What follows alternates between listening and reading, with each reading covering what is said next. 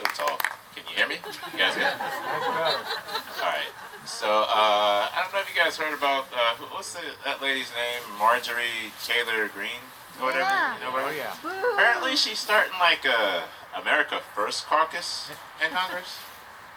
And to me it's kind of, and like the like some other GOPers heard about this and they're like, oh, get that shit out of here. And it's like, but really though? I mean, if you go to bed with white nationalists, don't be surprised when they put a tiny white caucus in your face. You know? Glad someone got that. There you go. Thank you so much. So yeah, when COVID first started, there was like a coin shortage that happened. I don't know if you guys know about this, but like, you know, there's just weren't enough coins to go around. And some people speculate that the businesses weren't open, so they weren't circulating the coins.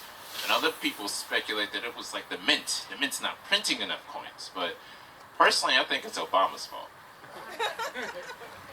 Like, as soon as this guy gets out of office, no more change. Right? Alright. Okay, you deserve a better joke than that. I'll give you a better. So, when people have like a fixation, like a sexual fetishization of like Asian people, it's usually called like yellow fever. But what's the equivalent to that for white people? Like, do you call it the vanilla virus? Mayonnaise malaria? I don't know. I actually don't even know how to end that joke, but I just thought it was a funny shower thought. I had a chance to go home to see my parents the other day, and it was nice because I haven't seen them in person, and we got to like reconnect, get with our southern roots. Because back down in North Carolina, so we were like sitting on the back deck, sipping some sweet tea from a rocking chair, just watching the sunset. It was peaceful. But then it started to rain just a little bit, a little precipitation. And my dad, he's full of southern wisdom, so he pops out this gem. He's like, "Well, you know, son, when it's raining outside, while the sun's still out, that means the devil is beating his wife." It's a real saying, and honestly, it's not the worst thing coming out of the South. And then my mom wants to pipe in too. She's like, "You hear that, son? Even the devil got married. You should think about settling down. You're 33. This is your crucifixion year. And I want grandchildren." Speaking of grandchildren, I mean, again, this is the age where everyone's having kids, like teaching kids and, the kid conversation. But for me, it's like, I don't know if having my own kids is a good idea, but like adoption could be a good option. Not just because it rhymes. Like, I feel like it'd be interesting. Nay, it'd be fun to adopt a child. Perhaps the whitest of children. And give them the blackest name possible. Just to mix it up. Like, the teacher's gonna be like in class, like, all right, let's get this elementary school class going. Tina, here. Justin, take that hat off, son. And no,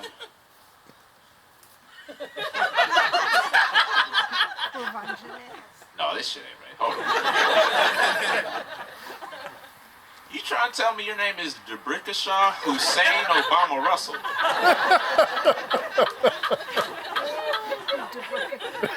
Can I just call you Brick? No, and why is that now? Because your pappy don't play that shit. Okay. All right. Okay.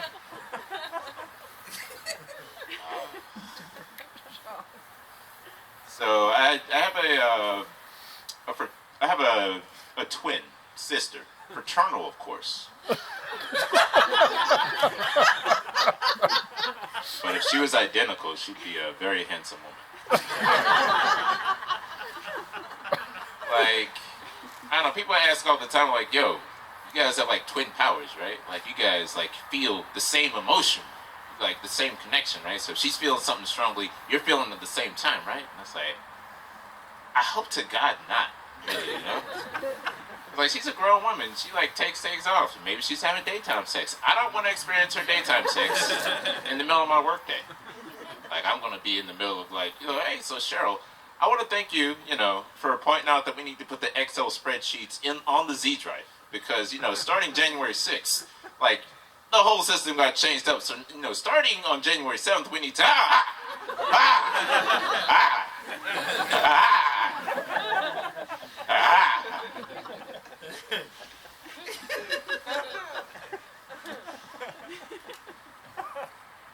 Y'all don't understand. I have a twin sister. Ours. And she's using the vibrator. So. My mom doesn't love that joke. I actually told that on a Zoom show, and then she just jumps in like, I'm gonna tell your sister. It's like, why would you do that?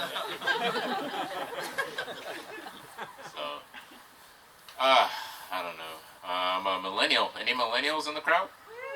Yeah, a couple. All right. Damn kids. Yeah. Thank you for your service. And as a fellow millennial, I feel like we get an unfair shake from baby boomers, right? Because baby boomers are like, yo, millennials are entitled. They're lazy. And they might have a point. Like, I saw this come out in a conversation with my dad. I'm like, Pops, what you been up to? How was your weekend? And he gets all deep and serious. He's like, well, my son, I went to your grandmother's farm and I helped to birth a baby cow. I brought life into this world. And then I went to your grandmother's farm. No, he already went to the grandmother's farm. And then I went into the woods with a bow and an arrow, shot a deer, slaughtered it, and put food on the table for my family. So, my son, seed of my sack, what did you do with your weekend? I'm like, shit.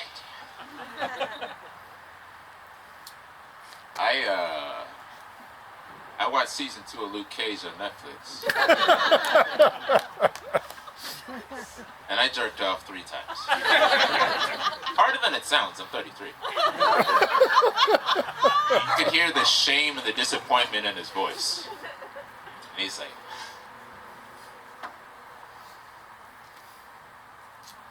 only 3 times, huh?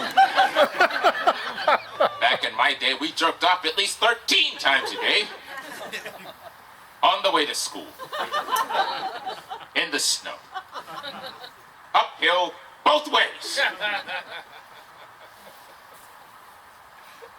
And if you're not laughing at that joke, not picturing 6 black teenagers in the 1960s jerking off on the way to school. They don't have pornography. It was a hard time. Long way for a bad pun. Long way for a bad pun. If you guys haven't noticed by now, I do have quite a deep voice. Some would even say it's mellifluous. Shout out to Kaplan GRE Prep. I'm like, yeah, I tend to agree with them. But they're like, no, that thing is fucking good. Like, you should be laying down the goddamn law. But, I work an office job. Can't exactly flex the golden pipes. But if I get one of my dream jobs, I'll be able to strut my stuff just a little bit. Because, like, dream job number 1 is a phone sex operator. Trying to make my parents proud. And dream job number 2 is a metro rail conductor. Big dreams. So, I figure since they're pretty much the same job, like, I can do them at the exact same time, right? Like, you step onto the metro and you hear like a bing boom. Oh yeah, baby. Welcome to the metro. We about to be going in and out of metro stations all night long. So keep your hands and feet out of the cracks and crevices where they do not belong otherwise.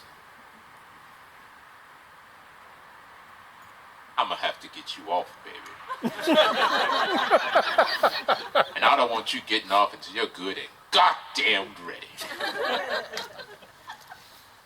Mom loves that joke. So I just stopped telling it to her. Alright, so I got like one more joke and then I will, leave you to the rest of your night of good and healthy and funny comedians. So, I mean, they'd be funny if they were sick, too. So, we all know the story of Jesus, right? Yeah. Yeah. Okay. Yeah. Not the Mexican one, but the Jewish one. Oh. Like, y'all ever think it's weird that, like, from the age of 11 to 30, nobody knows what's going on with that guy? Like, there's no emails, no phone records. I like to think in reality, he was traveling the countryside as a failed stand-up comedian. And one day he bombed so bad, he's like, fuck it, I'll just do magic now. You guys have been great. Have a good night.